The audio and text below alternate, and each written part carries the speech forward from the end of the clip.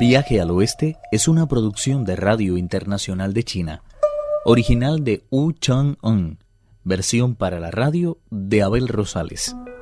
Dejándose llevar por la idea del cerdo, el bonzo ya decidió probarse él también los atuendos de seda encontrados en la mansión abandonada, a pesar de los impedimentos expuestos por el monje Tang.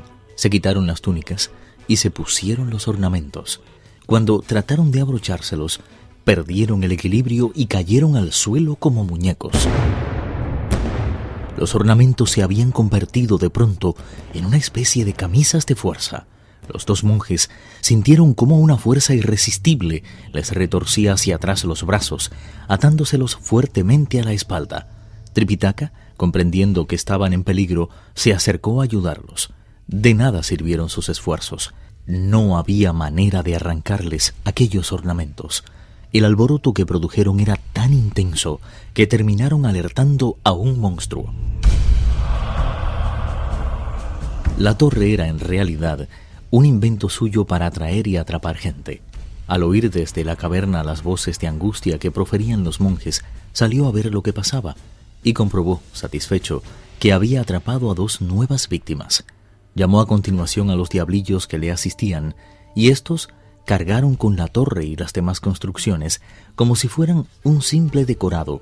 También el monje Tang, el caballo y el equipaje fueron atrapados y conducidos al interior de la caverna en compañía de Pachie y el bonzo Sha. El monstruo había tomado asiento en un lugar destacado, hacia el que fue conducido el monje Tang. ¿De qué lugar eres para atreverte a robar mis ornamentos? Este humilde monje es un enviado del gran emperador de los Tang, de las tierras del este, para hacerse con las escrituras del paraíso occidental. A pasar por aquí, empecé a sentir hambre y ordené al más antiguo de mis discípulos que fuera en busca de un poco de comida. Antes de partir, nos surgió que nos quedáramos sentados en la montaña, y he de confesar que, si le hubiéramos hecho caso, jamás habríamos puesto el pie en su corte de inmortales, tratando de encontrar abrigo contra el viento. Estos 2 discípulos míos se dieron a la avaricia y trataron de quedarse con sus prendas. De nada sirvieron mis consejos, querían calentarse un poco el cuerpo y su desobediencia les hizo caer en las garras de gran rey.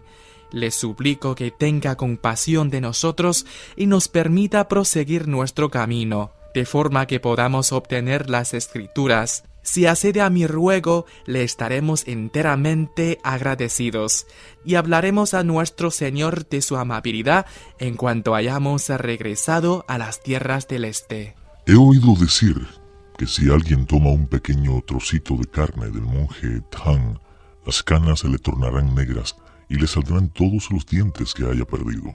Me ha cabido hoy la enorme fortuna de recibirlos en mi casa, sin invitación de antemano. ¿Cómo quieres que les perdone la vida? Me gustaría, sin embargo, que me dijeras el nombre de tu discípulo más antiguo y el del lugar al que ha ido a mendigar algo de comida. Fue el cerdo Chupachie quien respondió con altanería al monstruo. Nuestro hermano mayor no es otro que Sun Wukong, el gran sabio social del cielo que sumió las alturas hace aproximadamente 500 años en una terrible confusión. Aunque el monstruo no replicó ni una sola palabra, se sintió sacudido por el miedo y se dijo: He oído decir durante muchísimo tiempo que ese tipo posee unos poderes mágicos realmente extraordinarios.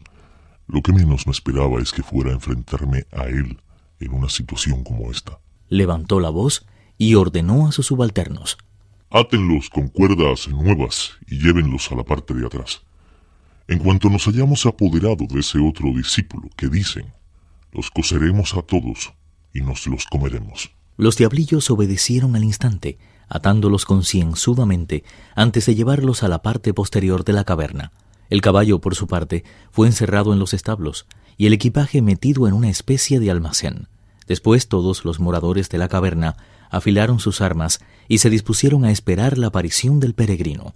Cuando por fin regresó Wukong al punto de la montaña en que había dejado al monje Tang y a los demás, se encontró con que no había nadie. Todos se habían ido. Preocupado volvió la vista hacia la torre y las otras construcciones y comprobó que ellas también habían desaparecido. En el lugar que antes ocupaban solo había unas rocas de formas muy raras. Eso es. Por fuerza han tenido que caer en el peligro que les ocurrió. Siguiendo las huellas del caballo, recorrió 5 o 6 kilómetros del camino que conducía hacia el oeste, sin encontrar ninguna señal de sus hermanos. Cuando más desanimado parecía estar, oyó de pronto hablar a alguien hacia la parte norte de la pendiente. Se acercó para echar un vistazo y vio que se trataba de un anciano vestido con una túnica de lana y un gorro, al parecer muy caliente. Calzaba unas botas casi nuevas de cuero y se apoyaba en un bastón con una empuñadura que semejaba la cabeza de un dragón. Le seguía un criado muy joven. El anciano portaba también una ramita de ciruelo cubierta de capullos y mientras caminaba musitaba una especie de canción.